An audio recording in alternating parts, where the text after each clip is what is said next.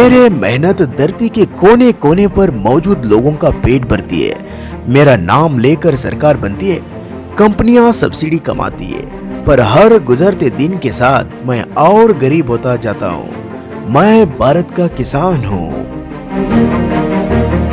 दोस्तों, भारत के गांव में ज्यादातर लोग खेती पर ही निर्भर रहते हैं। हमारे देश के किसान कर्ज में ही जन्म लेते हैं और जिंदगी भर कर्जदारी बने रहते हैं।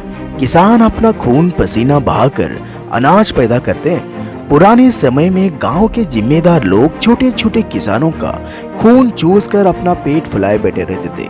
तब सारा काम करने वाला किसानों को कपड़ा व भरपेट भोजन भी नहीं मिल पाता था।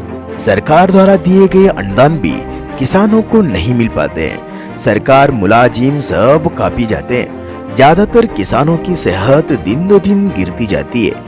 आखिर में वे भूखमरी या किसी बीमारी का शिकार होकर दुनिया से चले जाते हैं। वे खेत रूपी हवनशाला में अपनी जिंदगी को चढ़ा देते हैं। ज्यादातर किसान मेवे से भी पालते हैं। सुबह से लेकर शाम होने तक वे उनकी देखभाल करते हैं और रात को जो कुछ रूखा सूखा मिलता है उसे खाकर सो जाते हैं। हमारे देश में कम जोत वाले किसानों को ज्यादा खराब समय बिताना पड़ता है। उनकी सेहत तो ठीक रहती नहीं है। उन्हें पेट भरने के लिए अलग से मजदूरी करनी पड़ती है। तो चलिए मित्रों, इसी कॉन्सेप्ट पर हम इस वीडियो को स्टार्ट करते हैं कि आखिर किसान दिन ब दिन क्यों गरीब होता जा रहा है, या फिर असल में इसका कारण क्या है। मित्रों, मैं हूँ राजेश और आप देख रहे कॉन्सेप्ट रिसर्चर यूट्यूब चैनल। मित्रों, अगर आप न्यू रहेगा तो प्लीज एंड प्लीज मेरे यूट्यूब चैनल को सब्सक्राइब करने का ना भूलिएगा। अगर वीडियो अच्छा लग रहा है तो प्लीज एंड प्लीज आपके फ्रेंड को शेयर करने का भी ना भूलिएगा। मित्रों, किसानों के 3 तबके हैं। पहले तबके के किसान के पास थोड़ी सी जमीन होती है। वे किसी तरह खेती करके काम चलाने की कोशिश करते हैं। उनके पास काफी मात्रा में पूंजी व साधन नहीं होते हैं। वे खेती के अलावा मजदूर भी कर लेते हैं। इस तबके के किसान जब बीमार पड़ते हैं तो उन्हें गांव के महाजन से सूद पर पैसे लेना पड़ता है, जो जल्दी ही बढ़कर बहुत ही ज्यादा हो जाता है। और इस महाजन का कर्ज चुकाने के लिए ऐसे किसानों को अपनी जमीन तक बेचनी पड़ती है, लेकिन उससे भी वे पूरी कर्जा नहीं चुका पाते। उनका ना तो ढंग से इलाज हो पाते हैं, ना ही समय पर कर्ज दे पाते हैं। नतीजतन सही इलाज न होने के चलते किसान मर जाते हैं और उनके बच्चे कर्जदार बने रहते हैं। दूसरे तबके के किसान के पास कुछ जमीन और पूंजी होती है। पूंजी से वे मवेशी पालते हैं। वे लोग खेती करने के लिए एक जोड़ी बैल रखते हैं, जिससे हल चलाकर समय पर खेती कर लेते हैं। इनकी जिंदगी कुछ हद तक ठीक रहती है।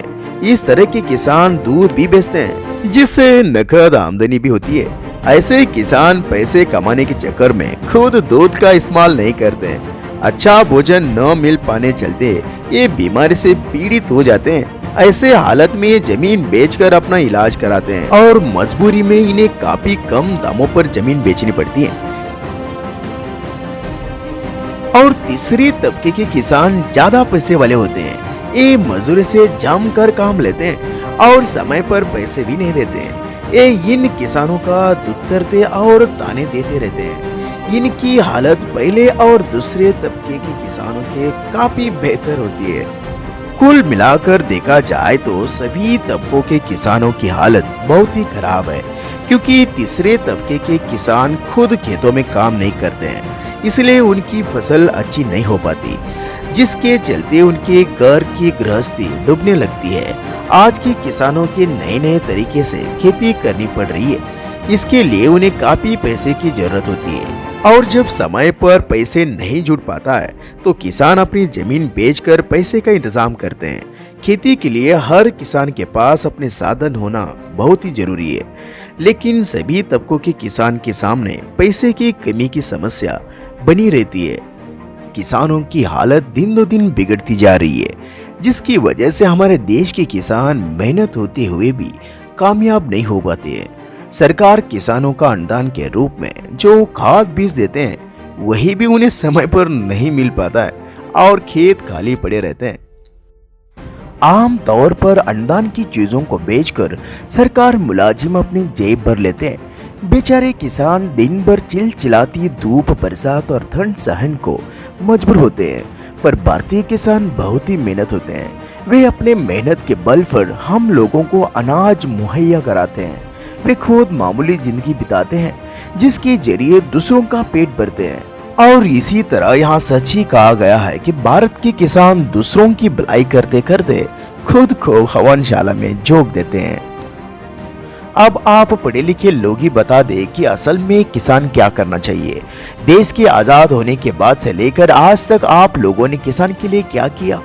तकदीर संवारने का ठेका ले रखा है बस। उसकी जिंदगी बेहतर करने के नाम पर आपने अपने लोगों के नाम से दर्जनों योजनाएं बना दी, और इन योजना और नारों के चलते आप और आपके नाते पोते कहां से कहां पहुंच गए। लेकिन किसान कभी आत्महत्या करने पर मजबूर हुआ तो कभी दिहाड़ी मजदूर बनने पर। 1947 से लेकर आज तक किसान और कृषि का क्या हुआ? अगर इसका मूल्यांकन किया जाए तो बताए कि नाकाम कौन हुआ। आपकी जिंदगी और मेरी जिंदगी जीने के लिए खाना बहुत ही इम्पोर्टेंट है। खाने की सिवा हमारी जिंदगी कुछ भी नहीं है। और ये खाना कहाँ से आता है शायद आप सभी लोगों को पता ही होगा, इसलिए किसान के बारे में थोड़ा सोच लीजिएगा। और मैं आशा करता हूँ कि किसान के आने वाली जिंदगी बहुत ही अच्छा रहेगा। मित्रों, अगर आपको किसान के बारे में कुछ बोलना चाहते हो तो प्लीज कमेंट बॉक्स में कमेंट करके बता दीजिएगा कि किसान के बारे में आपको क्या लग रहा है। तो इसी कॉन्सेप्ट पर हम इस वीडियो को एंड करते हैं और मिलते हैं अगली वीडियो पर। धन्यवाद।